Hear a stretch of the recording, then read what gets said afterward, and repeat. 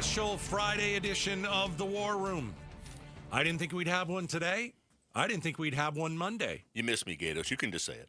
Barry Markson has joined us on the panel, as you can well hear, KTAR legal analyst. On her way in is Christine Jones. Remember, she ran for governor, attorney, and former GoDaddy chief counsel. We've got former Phoenix City council member, Republican Sal DiCiccio. Good to see you, Sal. Gaydos, glad to be here. So obviously we're here because of the breaking news in the Supreme Court. It has been a whirlwind of a week. I mean, we were here for a special War Room Monday talking about Iran and Israel and the United States attacking the nuclear sites. We were here Wednesday on the War Room, and we were discussing all that stuff. And then we find ourselves here, another special edition of the War Room here on a Friday. So let's give you the breaking news. Maybe you've heard of it. Maybe you haven't. Maybe you're getting in your car right now. Here's where we're going to start, and it is easily the big story. The Supreme Court, Gayle Bass is here, too. She's filling in for Bruce. Gaydos, get your stuff together. I apologize. I'll defer to the attorneys this hour. I apologize. Okay. The Supreme Court limited the ability of federal judges to temporarily pause President Trump's executive orders. He is calling it a major victory for the administration. So, guys, I want to look at this and say, do I understand this right? This is less power now for the courts, more power now for the president. Yes, that's basically what it is. So you have the Supreme Court has said that these nationwide injunctions that district court, lower court judges have been issuing, that's really beyond the scope of the judicial power of the lower courts, and that's been going on for a long time. This didn't just start with Trump. You know, Trump's administration is acting like it's all these lefty judges who are coming in and attacking their policies. This has been going on for many years, actually. Obama had executive actions, and the Republicans went to the courts to stop them, and they did, and they got injunctions against them nationwide. Biden did it. Think about the student loan executive orders and other ones. There's been many, many, many of them. And Trump, though, has just taken it to a whole new level. Trump has issued more executive orders in the last few months than any president has in history. I think if you combine them all, it's more. But things have ended. Usually things ended with the courts. When the courts decided it's a go or it's not a go, that was it, right? Well, they're still going to they're still doing that. Yeah, it's still going to be decided with the court. What the injunctions do generally say, hang on, everybody just stop. We're not going to impose or implement any of these laws yet until it goes through this the court process, and then once that's decided, okay, here we go. Now, what the Supreme Court is saying is that still applies to the party who filed the original lawsuit, but it's not going to apply nationwide to everybody. So let's just say somebody sues in Arizona. If Arizona sues, is it the state that's suing, or is it let's say it's just not the state, it's somebody else who's suing over an executive order? So it can be either one. So let's say you have somebody in Arizona who's going to be deported under one of Trump's executive orders. The court will rule. Let's say the court rules, no, you can't deport this person. In the past, the court might say, I'm going to issue a nationwide injunction to stop the Trump administration from deporting anyone in this circumstance, anyone who's Venezuela you're trying to send to El Salvador or anything, trying to say, hey, we're going to pause the execution of the implementation of the executive order. Now, what the Supreme Court says is no. The court can rule on this particular person, this case, but not anybody else. What this is going to do is open up a whole flood of litigation. This is happy hour for lawyers. Right. I mean, I said that. Yeah. Right. Lawyers are going to be busy because they're going to go to more judges. Do we have enough judges for this? Because we talk about in this immigration debate, it's like we need more immigration judges. But now, if this is going to be the case, how many people are going to go to court seeking relief if there's a birthright citizenship action? We're going to get to that. Let me get Sal in here real quick. Yeah, so how does this I mean, the president is far more powerful today than he was yesterday. Yeah, every president going forward is going to be more powerful. Democrat, Republican and Democrat. Right. Yeah, I'm sorry, go ahead, Sal. So to Barry's point, Republicans and Democrats have been using this. They've been doing court shopping for years. And if you look, and I think Pam Bondi, Attorney General Bondi had said this. She said, look, out of the 35 cases that are out there, 25 were done in just 3 district courts because they figured they were going to be favorable courts, and they turned out to be favorable courts against the Trump administration. So I believe that this is a good thing because what it does is it limits the courts to their jurisdiction. That's it. It's really simple. And if something large, if it's going to impact the entire country, it needs to go to a larger court. So Sal likes it. Barry, do you like it? Did the Supreme Court get it right? I understand why the court did it, and I see, legally I see the basis for it. But let me ask Sal this. Yeah. are you going to be okay when there's a Democratic president in 3.5 years, and that Democratic president says, we have an executive order on abortion, we have an executive order on guns, we have an executive order on the border, we're going to get rid of all student loan debt. Wait a minute. We're going to do. Am I going to be okay with that? Well, yeah. No. Well, that's. I'm kidding. I'm all joking. right, I'm good messing job. with you, Barry. Good job. I won't have a choice. I won't have a you choice. won't But have I'm a messing choice. with But that's you. my point. Is this isn't just a Right. Trump thing. No. It's a Trump thing now, but we're giving the president, the presidency, Yeah. a lot more power here. I do want to say, Gaydos, just to answer Gayle's question. Please. The other part is if an attorney general files something to say one of Trump's executive orders is unconstitutional and prevails, and the district court judge says yes, that does apply to the state. So, for example, in birthright citizenship, Attorney General Chris Mays in Arizona is part of a lawsuit along with 28 other states that says this is unconstitutional. The court said yes. So those states are protected. So if you're a baby born to an illegal immigrant or to someone with a green card in Arizona, you will still be a citizen based on that injunction because the injunction holds for those states. It doesn't apply to every state. So if you're in a Republican attorney general Like state Texas. that didn't file it, now I don't know what's going to happen. We're inside the war room. It is a Friday special edition. The Supreme Court limited the ability of federal judges to temporarily pause President Donald Trump's executive orders. In the war room is our legal analyst, Barry Markson. We've got former Phoenix City Council member, the Republican Sal DiCiccio. We've got Christine Jones, ran for governor, attorney, and former GoDaddy chief counsel. Let me go to you on this one. Hello. Did the Supreme Court get this? Nice to see you. Did the Supreme Court get this right in your opinion? I mean, look,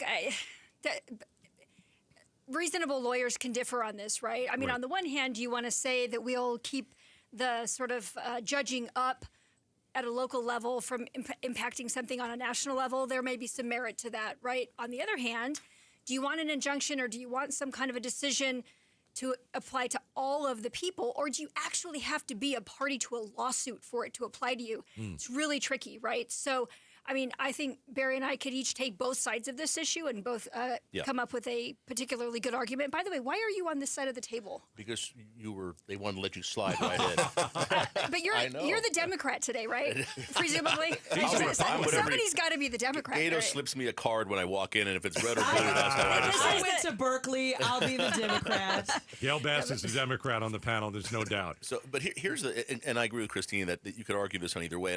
And I'm reading way more into the court's decision here, but I think what the court is kind of saying is it's not up to, in the Constitution, the courts aren't there to police the executive branch.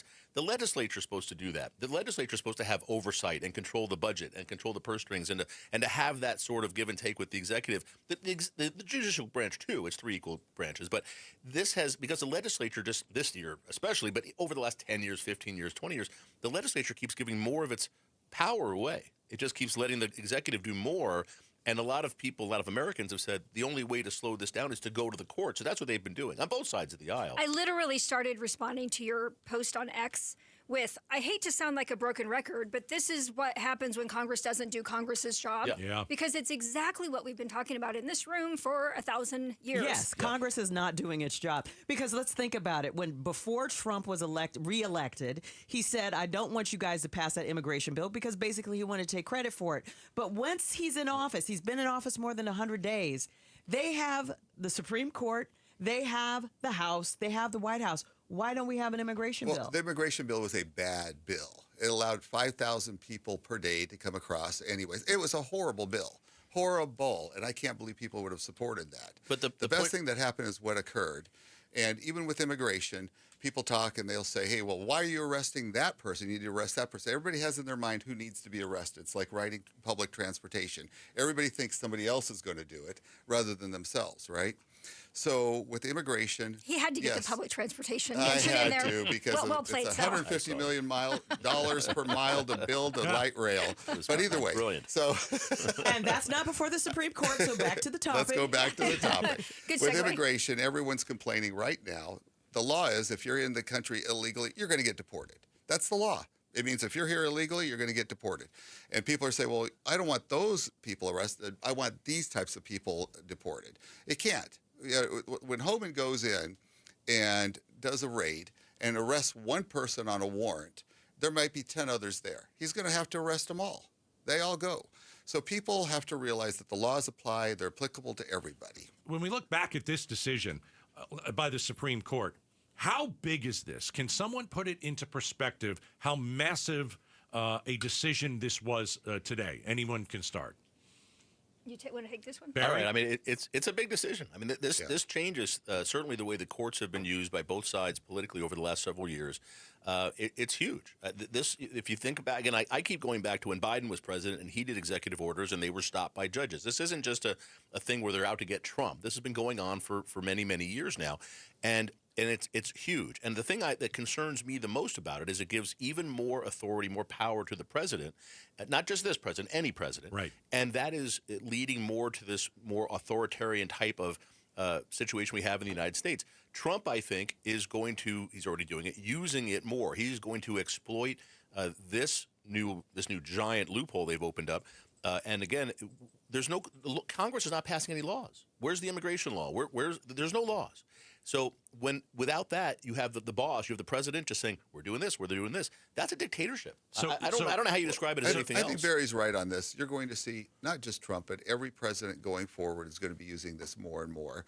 And the Congress will be abdicating their responsibility because they won't ever be able to get to some level of consensus. So the president is going to become more and more powerful. That's just what's going to happen. I don't see the dictatorship, though. What you're going to need is a Congress that really just doesn't like you need a Congress that has a party that either if they're in the same party as the president and they just disagree with him, or you need a lot of Democrats to object, or you have to have that balance of powers where you have a Republican president and a Democratic Congress, or vice versa, for somebody to say throw checks and balances, because we're supposed to have co-equal parts of government. But if one part of the government isn't working, one part of the government isn't working, so Right. that's why people went to the judiciary, and they're finally saying, you know what, we're done.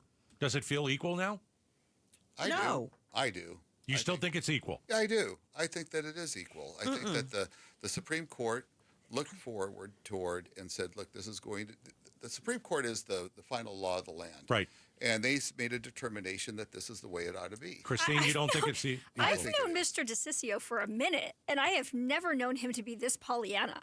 Like, the Congress is not working. No. And Oh, as no, long we as didn't they're say not that. No, but they cannot That's be what I meant. co-equal if they are just asleep on the job. They're not doing anything. They can't be equal if they're not doing anything. And as to the size and impact of this actual decision, you could say, all right, I don't want to be bound by a decision if I wasn't hauled into court, I didn't have my opportunity to be heard, I didn't have a due process right. Okay, lots of immigrants are saying that on the other side of this issue, right? Don't deport me unless I have an opportunity to be heard. I do think because the Supreme Court and Amy Coney Barrett goes back to this 1897 statute or case or whatever it was that she cited, this is not the last you've heard of this issue, because to Barry's point, we cannot have government by fiat. We cannot keep heaping more and more and more and more power on the executive branch. It's going to break, Gayle. This check and balance system has to come back into alignment. So I think this is not the last you've heard. So maybe take a little breath, say it's not as big of a deal as Well, we think Go about ahead, Gayle. think about this. Let's say you're a congressperson from whatever party and you've really worked hard on a bill, and the president says, we're not going to do that. Let's say you ran on that as a Republican or a Democrat, and you got this bill passed because you knew it would be good for the people of the great state of, just say, Idaho. And then the president says, you know what, we're not going to do that. To me, I would think that as a member of Congress, where you have the power of the purse and you've gotten money for that issue that you ran on, and he's going to say, you know, we don't want to fund that.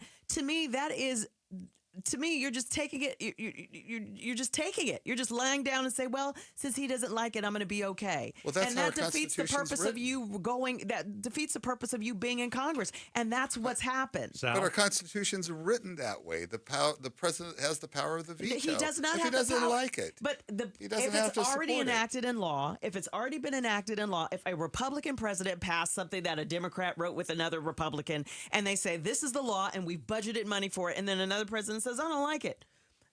Well, isn't that, in point of fact, where we exist today? Yeah, like, that's isn't the that problem. where we are but at the that's moment? but that's the problem. The Constitution was written where Congress says we funded this. That's how it's supposed to work. You can't just say, I don't like this one line, so I'm just going to say I don't like it. That's not how the system Well, works. the That's not president how it's has supposed the to power work. of the administration.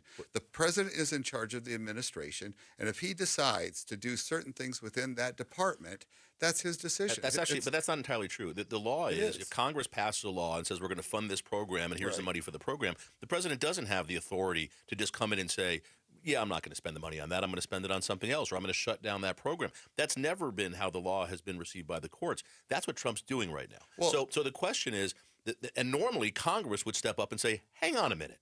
You can't just take what we did, what we voted on and approved, and throw it to the side because you don't like it. They're doing that right now with USAID. They're not No, doing they that. are. He's going back to He the already shut Congress it for down. that. It's gone. He But fired everybody. He went back to them right now. They're trying to decide whether or not to fund it.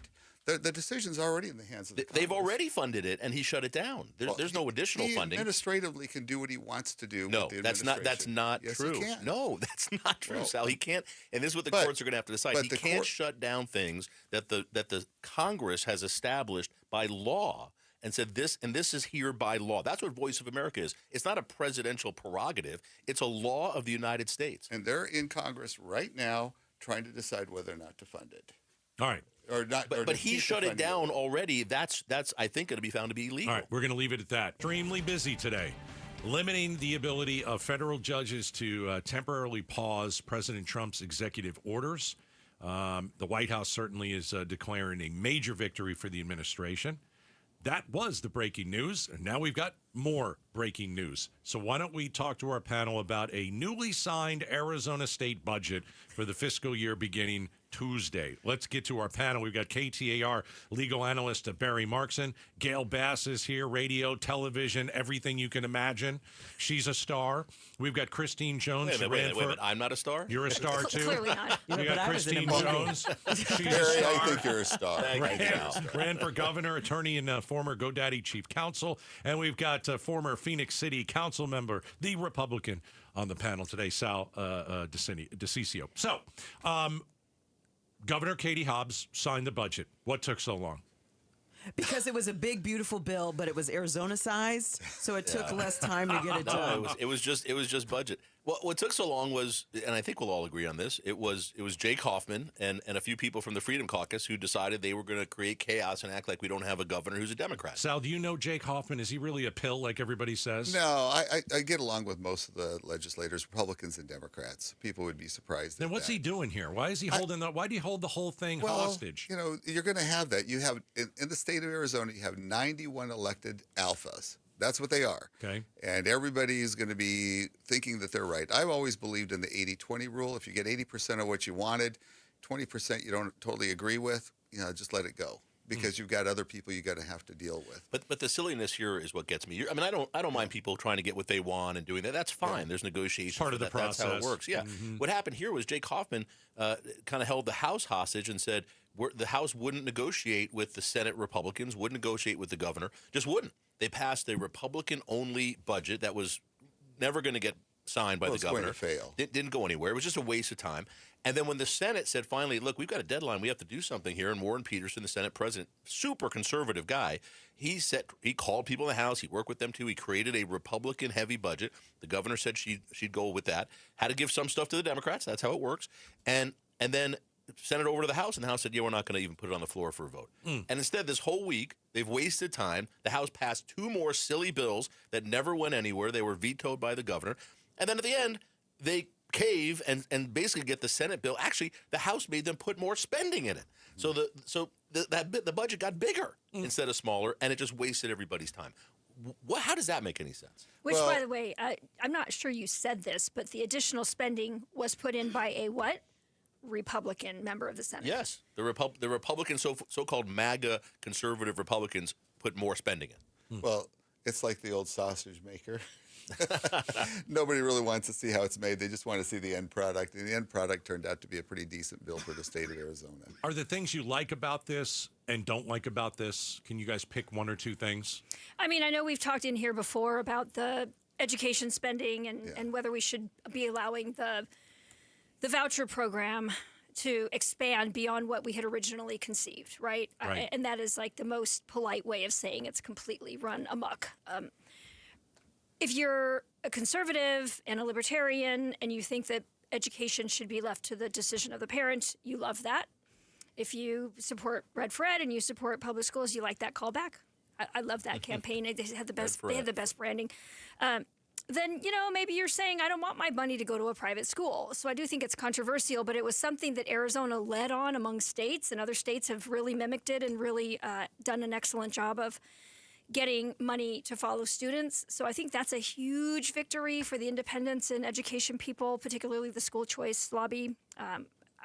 Full disclosure, I am on the board of Great Hearts, and I served as its CEO for a time, so I'm wildly biased on this issue, but I thought that was a huge win. Well, it's created more diversity is what it has. I mean, Whoa, dude, it has. Oh, 100%. DEI, do not bring up the Oh, D, the E, or the I word. Well, We don't want I'm to get in bringing it trouble. up We in don't school want Trump choice. to look this way, so just... I love you, Gayle. But what it did is it brought up schools. Now they're tailoring schools to certain individuals to be able to go there. That's what they're doing right now. That's what you're seeing with some of the private schools. The money is following the child. The parent makes the decision where they want to take the kid. And you're going to see a lot more diversity in schools than you had in the past. It's not a one-size-fit-all. It's just like education in the college system. There's a reason people want to go to trade schools now. They're starting over 100,000. Truck drivers for UPS, what is it, 170? They're making 170,000 you know what? a year. I thought about that. When I stopped working at the network, I know. I seriously thought about, Why wouldn't because I you? could travel. I was like, well, I want to go to Montana and Wyoming. Why not drive a truck up there?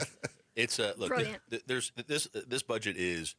It's a compromise budget. We have a Republican legislature and a Democratic governor. There's stuff in here for both. I think it's really more heavy towards the Republicans, but and many people are saying, why hasn't Governor Hobbs stopped all the ESA spending? Why should she put some caps on things? That's how this works. When you have to negotiate, some people are, like you're saying, so you get 80-20. So you're going to get some things you like, you're going to get some things you don't like. That's how it works. The voucher program fully funded in this budget. Yeah. Well, and if you remember, she really did try for a minute in the last cycle, in the last legislature, and that just was dead on arrival. That was never going to go anywhere. Well, you could have. We asked this one. We interviewed her. She comes in here. She'll be here next week, I think, on Outspoken. But I asked her that. Like, why isn't the Republicans say that's my red line? You can't touch ESA.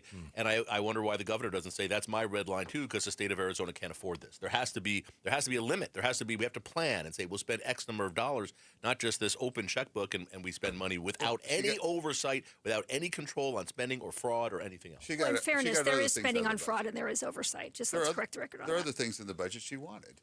Oh, sure. No, she Yeah, got some so things too. she got what she wanted. She actually got more money, $100 million more for K-12, some money for Medicaid. There's more money. All right, the breaking news: the budget has been signed by Governor Hobbs. You know, if you look at this week, it's hard, even if you don't like Trump, it's hard to say that this wasn't his best week. What happened with? There's a whole list of things. I mean, bombs Iran, takes out some of their military sites. I don't know if they were destroyed, but a lot of damage was done. NATO, he got to the NATO countries to throw more money in. He stopped negotiating with Canada today. I heard that. But then this thing is huge. S&P 500 that is another one. hit a record closing high. Right. He is now in positive territory when it comes to the stock market since his presidency started, and he was in the hole with all those tariff talk, and he backed away, and things have gotten better. But this decision by the Supreme Court, is that the biggest win for Trump? I don't know if it's the biggest one. I think bombing Iran might have been the biggest one. There's a lot going on here, but this is going to open the door for Trump going forward for the rest of this year and makes his presidency easier, and doesn't his presidency. Yeah, I mean he's going to be able to do more things with less restrictions. Now the Supreme Court did give a kind of a roadmap. People opposing these things can get a class action. That's much more complicated and much more time consuming. So I don't know if that's going to happen if the ACLU is going to start doing class actions. But there are other avenues. But I think what you're going to see is the ACLU or whoever's doing a lot of this stuff is going to have to go state by state and start filing lawsuits in multiple states. It's just going to enhance. There's going to be more litigation. And if you think they're not going to, be prepared, because the ACLU, before he was even elected, they said, we need your money so we can fight what he's going to do, because they were prepared for Project 2025. Yeah. No, you're right. So I think you're going to see a lot more litigation. It's a field day for lawyers with this thing. But yeah, this was a good day for Trump. It definitely was. And you also saw the 6-3 conservative majority on the Supreme Court all these decisions today were 6-3. Now that is very rare this year. I know everybody thinks it's a conservative liberal break. Very rare to have a 6-3 vote. Most of the time it's 9-0. There's some different crossover. So it seems like a big thing today. But boy, Trump got what he wanted to. Well, if you think about like the gay marriage, I think Neil Gorsuch and John Roberts. They voted to legalize gay marriage. Those were one was a Trump appointee, but I hear that he might go after that. Like Trump might go after that again. Is that possible? Even though the Supreme Court has said it's Sal? okay. No, he'll never do that. That's already institutionalized in this country. That'll never happen. I hope you're right, Sal, but I guarantee you there are organizations right now trying to put cases up in front of the court to reverse that if they can. And frankly, Justice Thomas said that a few years ago in one of his dissents, or in one of maybe some opinion, but he said that the ruling on abortion led to should we look at this? He kind of did the roadmap. So I think you're going to see that as a possibility. Christine? Yeah, I mean, I would have to go with Iran. I've been married to a missile launch officer for almost 40 years and lived day to day of the real possibility of pushing a button, ending the world. And I think that was transformational in terms of the safety and security of not just Americans, but the entire world. Because Iran, if they get a weapon, will use it. And so that, to me, was by far, nothing else is even close to what we did with Iran and putting off their ability to develop nuclear weapons. Going back to what happened today, I do think it's interesting, Barry, because we talked about this when the tariff case came out in the lower court, that it was necessarily going to have to be appealed. How today's decision is going to influence the tariff decisions, which are sitting at the Court of Appeals for the Federal Circuit right now. I mean, that may actually transform the Federal Circuit's interpretation of that as well. So I think today was a great day for him. Whether you agree with it or not, 6-3, he won all of the cases down the line. I mean, congratulations. Well, really quick, Last really word, quick. Sal, yeah. It was a crack up. I caught the tail end of his press conference where he turns it there to the media, the national media. Says, "Do you want me to be up here a little longer?" And everyone goes, "Yes." And he goes, "Sure, I'll be up here longer." I mean, you could tell he was riding Having a good away. time. Yeah. He said it was the opposite of what Joe Biden did, and that's true. That is true. All It's right. the opposite of what every president has done. Sal DiCiccio, Christine Jones, Barry Markson, Gayle Bass, thank you for joining us on the War Room on a Friday. Nice to see you. Thanks for watching Outspoken with Bruce and Gaydos. Tap to watch more from KTAR News and click the button in the middle to subscribe.